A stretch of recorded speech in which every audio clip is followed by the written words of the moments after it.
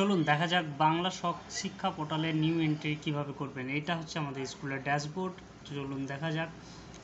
Student এন্ট্রিতে click করার পরে এখানে ফর্মটা খুলে যাবে। এখানে ফর্ম দেখুন, সব কিছু পুরো ডিটেল এখানে ফিল আপ করতে হবে। তো এই যে সব কিছু ডিটেল ফিল আপ করার পরে আমরা দেখে নেব কিভাবে ওটা হচ্ছে। তো চলুন আমি এক পাশ সবগুলোকে ফিল করে নিই। এই আমাদের ফিল হয়ে গেছে। এবার আমরা এখানে সব কিছু টোটালি চেক করে নেওয়ার পরে ফিল করার এখানে লাস্টে আমাদের ছবি ফটো আপলোড, ফটোটা 20 কেবির মধ্যে হওয়া চাই। ফটোটার সাইজ যেন 20 কেবি হয় এবং সেভ।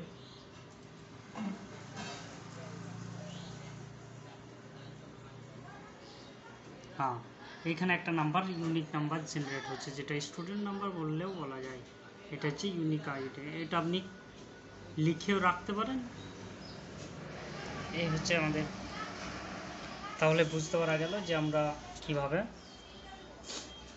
স্টুডেন্ট এন্ট্রি করা হয় বাংলা শিক্ষা পোর্টাল থেকে।